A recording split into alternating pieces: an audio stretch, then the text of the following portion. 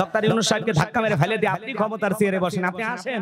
দেখেন কেমন নেতা, যিনি বক্তব্য দিতে গিয়ে বলেছেন যে এই দেশের 4 কোটি মানুষ যাদের মাত্র 100 টাকা দিয়া দিন চলে, যাদের দৈনিক ইনকাম মাত্র 100 টাকা, এই কথা বলতে গিয়ে উনি চোখের পানি ছেড়ে দিয়ে ফুপিয়ে ফুপিয়ে কান্না করেছেন। মাঝে মাঝে কল রেকর্ড ফাঁস হয়, বলে আমি দেশের এখনো প্রধানমন্ত্রী। তো প্রধানমন্ত্রী যদি হয়ে থাকেন ভারতে কি করেন? আসেন আসেন, ডক্টর ইউনূস সাহেবকে ধাক্কা মেরে ফেলে দিয়ে আপনি ক্ষমতার চেয়ারে বসেন, আপনি আসেন। কথা কন না কেন? বলে দেশের কাছে এসে শর্ট করে ঢুকবো, অত সহজ। যাওয়ার আগে বলে যাননি, আসার আগে কোনো কথা নাই। যে দিকটা মন চায় আপনি আসেন। এই দেশ আপনার বাবার, এই দেশ আপনার স্বামী। আমাদের মনে মায়া দয়া আছে, মেয়ে মানুষ কতদিন বাইরে থাকবেন, আপনি আসেন। কথা কন না কেন? বুবু আইবা তুমি আইবা গো, সেই দিন আইসা বুবু ক্ষমতা পাইবা না। হে যুবক চলবে, বুবু আইবা তুমি আইবা গো, সেই দিন আইসা বুবু ক্ষমতা পাইবা না। খোঁজ নাই বুবু কাদের কাকার, অবস্থা খারাপ পরবেজ বাবার, হাও নাঙ্কেল এখন সামনেও আসে না। নেতা কর্মী সব জেলের ভিতর, আমি আসি ডরের ওপর, কখন জানি আসে গ্রেপ্তারি পরোয়ানা। বুবু আইবা তুমি আইবা গো, সেই দিন আইসা বুবু চিয়ার পাইবা না। ক্ষমতার চেয়ার থেকে নামা সহজ, কিন্তু ওই চেয়ারে ওঠা কঠিন। আর নোবেল বিজয়ী যিনি প্রধান উপদেষ্টা বর্তমানে আছে, কি কন, দেশকে এগিয়ে নিয়ে যাওয়ার জন্য যেভাবে স্বপ্ন দেখাইতেছেন ভাই, কি এক ম্যাজিক্যাল ম্যান আছে গো। কথা কন না কেন? পুরো পৃথিবী বাংলাদেশকে এখন শ্রদ্ধা, সম্মান, ভালোবাসার চোখে তাকাচ্ছে, খালি প্রতিবেশী দেশটা বাদ দিয়ে। কারণ প্রতিবেশী দেশের সাথে ওনার সম্পর্ক খুব গভীর, খুব গভীর। কথা কন না কেন? উনি নিজে বলেছেন আমি ভারতকে যা দিয়েছি ভারত কোনোদিন ভুলবে না। ওই জন্য পৃথিবীর কোন দেশে না জায়গা হলে ভারতে জায়গা হয়েছে। কথা কন। আর ডক্টর ইউনূস সাহেব যেখানেই যায়, উনি আবার বাংলাদেশের মানুষের পরিবর্তন করার জন্য, দেখেন কেমন নেতা, যিনি বক্তব্য দিতে গিয়ে বলেছেন যে এই দেশের 4 কোটি মানুষ যাদের মাত্র 100 টাকা দিয়া দিন চলে, যাদের দৈনিক ইনকাম মাত্র 100 টাকা, এই কথা বলতে গিয়ে উনি চোখের পানি ছেড়ে দিয়ে ফুপিয়ে ফুপিয়ে কান্না করেছেন। একটা মানুষের কতটা দেশপ্রেম থাকলে, দেশের মানুষের প্রতি কতটা ভালোবাসা থাকলে এভাবে অঝরে কান্না করতে পারে। 84 বছর বয়সে ডক্টর ইউনূস দেশের গরিব মানুষদের কথা বলতে গিয়ে কান্না করতেছে। কেমন নেতা পাইছে! আল্লাহু আকবার, আল্লাহু আকবার। ওনারা কান্না করতো নিজের পরিবারের জন্য, কান্না করতো নিজের দলের নেতা কর্মীর জন্য, কান্না করতো মেট্রো রেল দেখা, ওরা কান্না করতো না আবু সাইদের রক্ত দেখে, ওরা কান্না করতো না মুগ্ধের রক্ত দেখা, ওরা কান্না করতো না হাফেজ আলমদেরকে ফাঁসির দড়িতে ঝোলাইয়া। ওরা আরো মুসলমান মারতে পারলে খুশি হইতো, কারণ পাশের দেশে দাদা খুশি। কথা বলেন, নবী পিয়ালা নিয়ে দাঁড়িয়ে আছেন, নবীকে দুই চোখ ভরে দেখবো আর নবীজির হাতে হাউজে কাউসারের পানি পান করবো, এটা যে কি সৌভাগ্যবান ব্যক্তি তারা। সুবহানাল্লাহ বলে। এখন পানি তো চাইলেই পাওয়া যাবে না। কথা বলে না কেন? আমি আপনাদের এলাকায় আসলাম, একটা ছেলের হাতে কিছু চকলেট দিলাম, দিয়ে বললাম ভাতিজা আমার জন্য এক বোতল পানি নিয়ে আসো, একটু উজু বানাবো। ছেলেটা চকলেট পাইয়া বদনা নিয়ে মারছে দৌড়, মাঝখানে আসার খাইয়ে পড়ে গেছে, হাঁটু ছিলে গেছে, রক্ত বের হয়েছে, ব্যথাও পাইছে। এরপরে চকলেট থাকার কারণে উঠে দাঁড়াইছে, বদনা ভইরা পানি নিয়ে আমার সামনে হাজির। আমি তখন বললাম বাবা এই পানি টানতে গিয়ে তোমার কষ্ট হয়েছে, মাঝখানে আসার খাইয়ে পড়ে গেছো, হাঁটুতে ছিলে গেছে, ব্যথাও পাইছো। ওই ছেলেটা চকলেট থাকার কারণে বলতেছে আমি এরকম কত পড়ে যাই, আমার কিছুই হয় না। এই আনন্দ কিসের কারণে? চকলেটের কারণে। কথা কন না আপনারা? এই জন্য বিশ্বনবীর হাতে হাউজে কাউসারের পানি চাইলে পাওয়া যাবে না, একটু কষ্ট করা লাগবে, ঠান্ডা পানি দিয়ে ওযু বানায় সালাত আদায় করা লাগবে। কথা বলে না কেন? হঠাৎ করে কেউ যদি নামাজ ধরে, পুরাতন মুসল্লি যারা থাকে এরা নতুন মুসল্লিদেরকে নিয়ে টিটকারি মারে, ঠাট্টা বিদ্রুপ করে। হ্যাঁ, সূর্য আজ কোন দিকে উঠছে, উত্তর পাড়ার বাসা দেখি মসজিদে নামাজ পড়বি না 2 দিন পরে আবার সাইরে দিবি, বলে কি না? এই বেটা মুরব্বি, মুরব্বি মুরব্বি, সাবধান। ও নামাজ 2 দিন পড়ুক আর 2 ওয়াক্ত পড়ুক, আপনার সমস্যা। আপনি দাওয়াত দিয়ে তো 5 জনকে মসজিদে আনতে পারেন না, তাহলে এই লোকটাকে কেন ব্যথা দিচ্ছেন?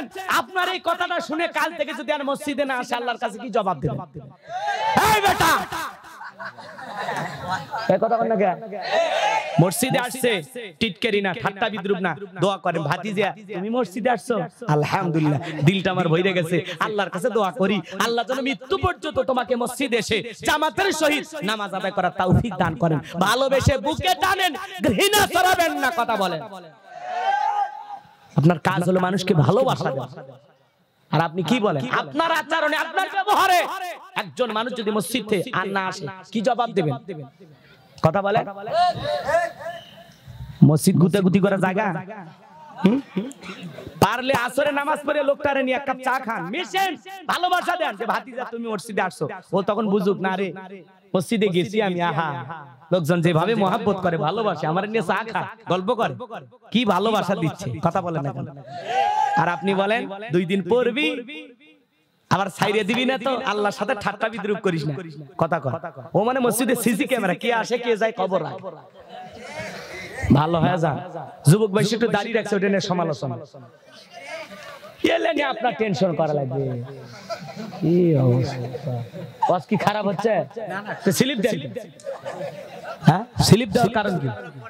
না না না, আপনার স্লিপ দেওয়া লাগবে কি? আপনি ওয়াজ শেষ হয়েছে, আমি মুনাজাত করছি, কখন কি বলা লাগবে সেটা আমার মাথায় আসে, স্লিপ দেওয়া লাগবে। স্লিপ দেওয়া বক্তা আমরা, এই যুগে স্লিপ চলে?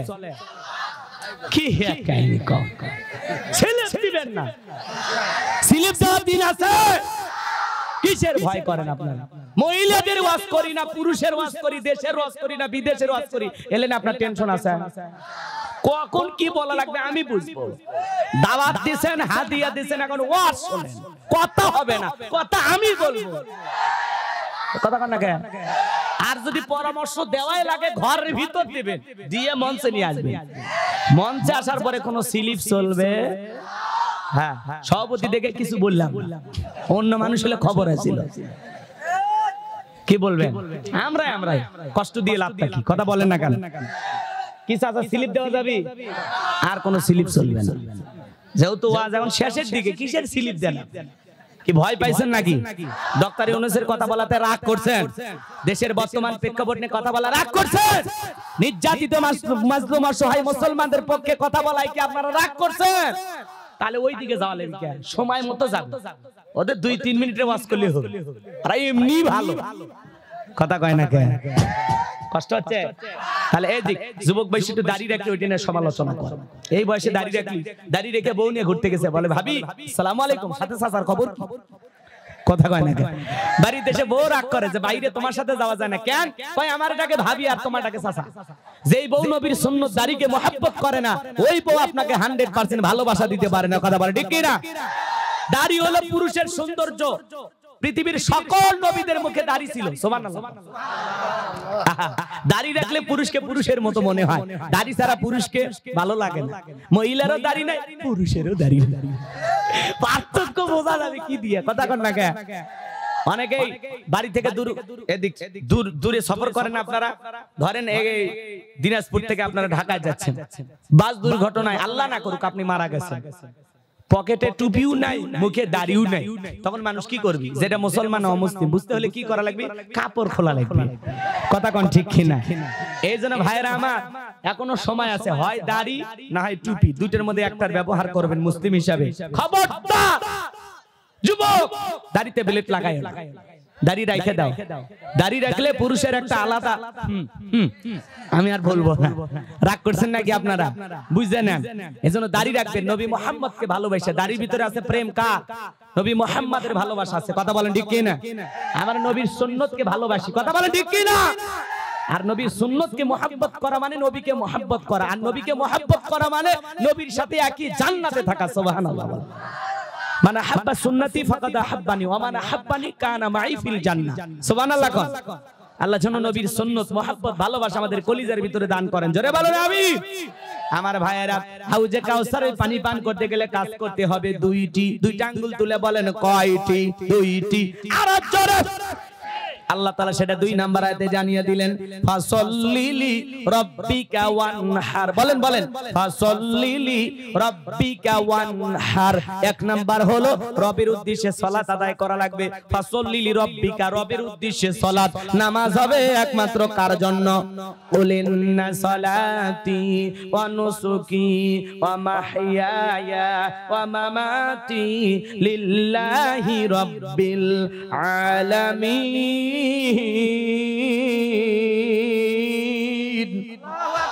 সূরা আনাম আয়াত নাম্বার 162। আল্লাহ রাব্বুল আলামিন জানিয়ে দিলেন, নবীজি আপনি বলুন, আমার নামাজ, আমার কুরবানি, আমার জীবন, আমার মরণ লিল্লাহি রাব্বিল আলামিন, আসমান জমিনের প্রতিপালকের জন্য। তাহলে মুমিন জীবনের সব ইবাদত হবে একমাত্র আল্লাহ তাআলাকে রাজি খুশি করার জন্য। কথা বলেন ঠিক কিনা?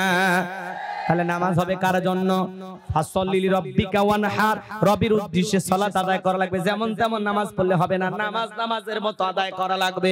আল্লাহ বলেন, ফালিয়াবুদু রাব্বা হাযাল বাইত আল্লাযী আত'আমাহুম মিন জু' ওয়া আমানাহুম মিন খাউফ। আমার আল্লাহ রাব্বুল আলামিন বলেন, এই ঘরের মালিকের ইবাদত করো। ইবাদত যদি ইবাদতের মতো হয়, বান্দা নামাজ যদি নামাজের মতো আদায় করতে পারো, সিজদা যদি সিজদার মতো দিতে পারো, 5 ওয়াক্ত সালাতে মাথা নত করতে হবে কার কাছে? 5 ওয়াক্ত সালাত আদায় করা নফল না ফরজ? জোরে বলেন, জোরে বলেন। 5 ওয়াক্ত সালাত আদায় করবেন। আমার আল্লাহ ডেকে বলে, বান্দা এই ঘরের মালিকের ইবাদত করো। নামাজ যদি নামাজের মতো হয়, তোমার সিজদা যদি সিজদার মতো হয়, রুকু যদি রুকুর মতো হয়, বান্দারে 5 ওয়াক্ত সালাতে মাথা নত করে আমি আল্লাহকে যদি সিজদা দিতে পারো, আমি আল্লাহ 2টা জিনিস তোমাদেরকে দেব। যে বান্দা 5 ওয়াক্ত সালাতে মাথা নত করে আমি আল্লাহকে সিজদা দেবে, 1 নাম্বার আমি ওই বান্দার জন্য রিজেকের ব্যবস্থা করব। বলুন সুবহানাল্লাহ। রিজেক দেওয়ার মালিককে। আপনাদের এলাকা একটা প্রাণী বের হয়, গভীর রাতে বের হয়, কু কয়া চিল্লায়, ওর নাম শিয়াল পণ্ডিত। ওর নামে কি বীরগঞ্জে ব্যাংকের অ্যাকাউন্টে টাকা জমানো আছে, মুরগির হোটেল আছে, ওরে খাওয়াই কে? একটা পাখি সকালবেলা খালি পেটে নিচ থেকে বের হয়ে যায়, সন্ধ্যাবেলায় ওই পাখির পেটটা ভরে বাসায় ফেরত আসার ব্যবস্থা করে কে? সাগরের মধ্যে এক একটা তিমি টনকে টন খাবারের প্রয়োজন হয়, খাবার খাওয়াই কে? আল্লাহ যদি পৃথিবীর এত মাখলুককে খাওয়ায়, আমরা হলাম আশরাফুল মাখলুকাত, কুনতুম খায়রা উম্মাতিন উখরিজাত লিন-নাস। আল্লাহ তাআলা উত্তম জাতি বানাইলেন, ভিআইপি বানাইলেন, মর্যাদারা শুনে বসাইলেন। আল্লাহকে আমাদেরকে না খাওয়ায় মারবে? কথা বলেন। রিজেক দেওয়ার মালিককে। ওয়ামা মিন দাব্বাতিন ফিল আরদি ইল্লা আলাল্লাহি রিজকুহা। আল্লাহ সূরা হুদের ভিতরে জানায় দিলেন, এই পৃথিবীর এমন কোন বিচরণশীল প্রাণী নাই যার রিজেকের ব্যবস্থা আমি আল্লাহ আসমান থেকে করি না। ওই আটলান্টিক মহাসমুদ্রের 33,000 ফিট গভীর অতল পানি নিচে থাকা ছোট্ট একটা প্রাণী, যার রিজেকের ব্যবস্থাও আমি আল্লাহ আসমান থেকে করি। বলুন সুবহানাল্লাহ। আর 2 নাম্বার হলো, আমি আল্লাহ সকল ভয় থেকে নিরাপত্তা দেব। আমাদের সমাজে ভয় আছে না নাই? আপনি বীরগঞ্জ থেকে রাত 2টার দিকে 2 লাখ টাকা নিয়ে রসুলপুর গ্রামে আসবেন, মনে মনে ভাবতেছেন, আল্লাহ টাকা নিয়ে বাড়ি পর্যন্ত পৌঁছাইতে পারবো নাকি? চোর ছিনতাইকারী ডাকাতের কবলে পড়ে টাকা যান 2টায় হারাবো, ভয় আছে না নাই? মেয়েটা কলেজে গেল, একা একা ফিরবে নাকি সামাই সাথী নিয়ে ফিরবে, ভয় আছে না নাই? মেয়েটা স্কুলে গেল, ভালোভাবে ফিরবে নাকি কারো লালসার শিকার হবে, ভয় আছে না নাই? এই সমাজে ভয় বন্ধ হবে কখন? আল্লাহর আইন দিয়ে সমাজ রাষ্ট্র পরিচালনা হবে যখন। কথা কয় না? আল্লাহর আইন চালু না হওয়া পর্যন্ত সমাজে চুরি দুর্নীতি বন্ধ হবে না। কথা বলেন। চোরের বিচার করতে হবে কার আইন দিয়া? আজ থেকে 1,500 বছর আগে আল্লাহ আইন দিয়েছেন, ওয়াসারিকু ওয়াসারিকাতু ফাকতাউ আইদিয়াহুমা জাযাআম বিমা কাসাবা নাকালাম মিনাল্লাহ। সূরা মাইদার 38 নম্বর আয়াতে আল্লাহ 1,500 বছর আগে জানিয়ে দিয়েছেন, চোর পুরুষ হোক আর নারী হোক, আল্লাহর বিধান, আল্লাহর ফয়সালা। অপরাধ প্রমাণিত হলে চোরের হাত কেটে দাও। একটা চোরের হাত কেটে সোশ্যাল মিডিয়ার মাধ্যমে যদি ফলাও করে প্রচার করা হতো যে বাংলার পার্লামেন্ট আইন পাস করা হলো, চুরি করলে হাত কেটে দেওয়া হবে, একটা চোরের হাত কেটে খালি বিচার করে দেখেন, একবার খালি টেস্ট করে দেখেন, বাংলাদেশে সব চোরেরা তওবা করে আল্লাহর ওলি হয়ে যাবে। কথা বলেন ঠিক কিনা? কিন্তু কে শোনে কার কথা? আজও গেল না মনের ব্যথা। এখন উচিত কথা যদি কই পিঠের উপর দিয়ে যাবি মই, এই আনন্দে কিছু লোক কিনে খাবে বগুড়ার স্পেশাল দই। যত দোষ নন্দ ঘোষ, সত্যটা বললে দোষ, করলে অন্যায়ের প্রতিবাদ, নামটা হবে তোমার মৌলবাদ, নামটা হবে তোমার জঙ্গিবাদ। এই কথা বলেন ঠিক কি না? তা করেন। কে আল্লাহর আইন চালু করবে? সরিষাই তো ভূত। যেই না আল্লাহর আইন চালু করবে ওরে বাপ রে বাপ। আল্লাহর আইন চালু করলে আমি হাত দিয়ে যে পরিমাণে দুর্নীতি করছি, চুরি ডাকাতি আমি তো কম করিনি, তো হাত তো প্রথমে আমারটা কাটা যায়। কথা বলেন তো এলে কথা বলবে গেলে কলিজা লাগে, কলিজা লাগে। আজ থেকে সেই 11 সাল 10 সাল থেকে শুরু করছি, এইভাবেই চলতেছে। এক জায়গায় বললাম জালেমদের পতন হবেই হবে ইনশাআল্লাহ। 21 সালের ঘটনা, মেহেরপুরে আমার ঘরের ভিতরে 9 ঘন্টা আটকে রাখলো। হুজুর কি ওয়াজ করলেন? খালি গম চোর, ডাল চোর, পাট চোর, এ হচ্ছে সে হচ্ছে, আর করলে জালেমদের পতন হবে। তাই বলে ভাই জালেমদের কথা বলছি, আমি কোন দলের নাম তো বলছি। করছেন না দলের নাম বলেন। জালেমদের, জালেম কারা বুঝি না, আমরাই তো জালেম।